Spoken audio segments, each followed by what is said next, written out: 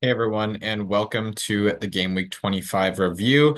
A game week that was, I'd say, pretty boring overall, pretty low scoring for the most part. As we can see, the round average is 43, and I hit that, which isn't good because as far as active managers, that generally falls below the average. So a little bit of a rank drop, still in the top 400, but obviously I believe that would be considered a red arrow. Tough week with full bench full of blanks, which at least everyone at least got a point in the starting 11. But we can see right away four players scoring 1 point, one scoring two, uh, some just low scores overall. So we'll get to it.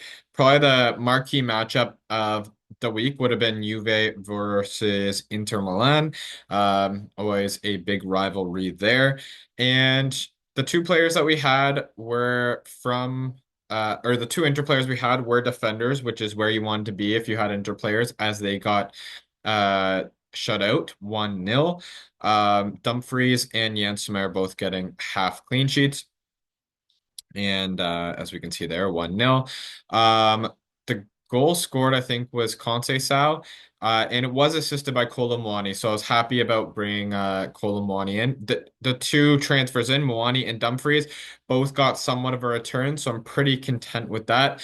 Unfortunately, the captaincy did not go well as Retegui got subbed off relatively early in the match, and we can see that Atalanta tied Cagliari 0-0. So you definitely wanted to be invested in the Atalanta defense this week, not the attack. Lookman again didn't start, but he is now back on the field. He played in a rather disappointing Champions League fixture. Atalanta is now out, which is kind of good as far as trying to predict rotation. Lookman shouldn't be rotated as much now that he's healthy again. Although I think I heard that he like missed a penalty in that or something. Um, you can correct me if I'm wrong, but in a bit, I mean, he hasn't played for a while, and then now a bit of bad fortune there. But I feel like if Retegi's on, he'll be taking that penalty. Really poor midfield. Yildiz, was it? I forget if Pulisic started and came off early. I feel like Pulisic didn't start this match. Yeah, only 22 minutes played, so it was a sub on, I believe. I think it was Sotil or something that started in before him. So two one pointers there. Yildiz didn't start either. Freuler, it's not a good sign when he's scoring the most in your midfield.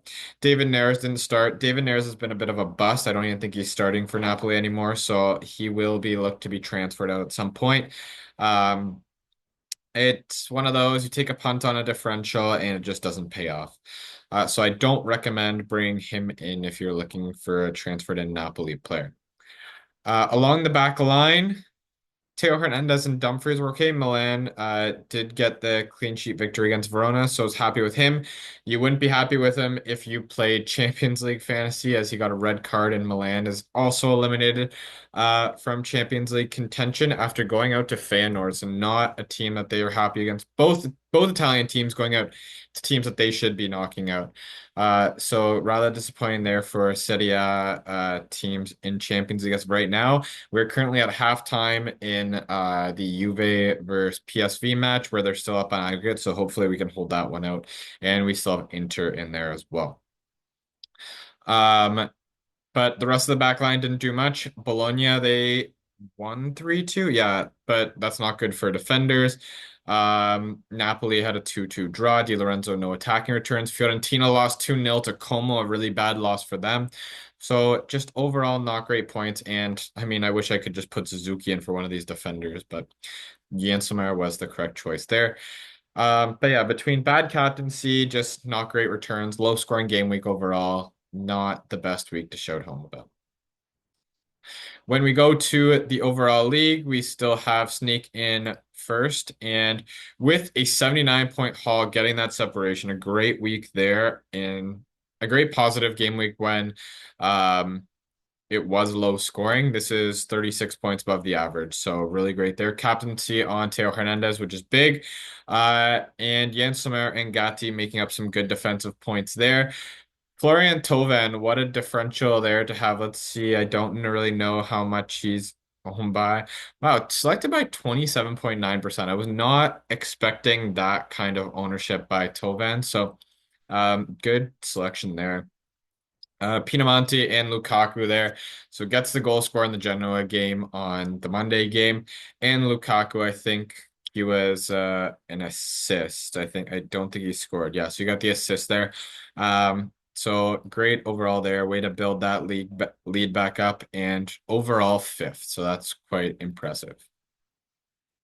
We have Give United in second place, also with the captaincy on Teo Hernandez. So the top players know how to pick their captains clearly. Also had Zaccagni who got an assist, so a good haul there. And La Bedia,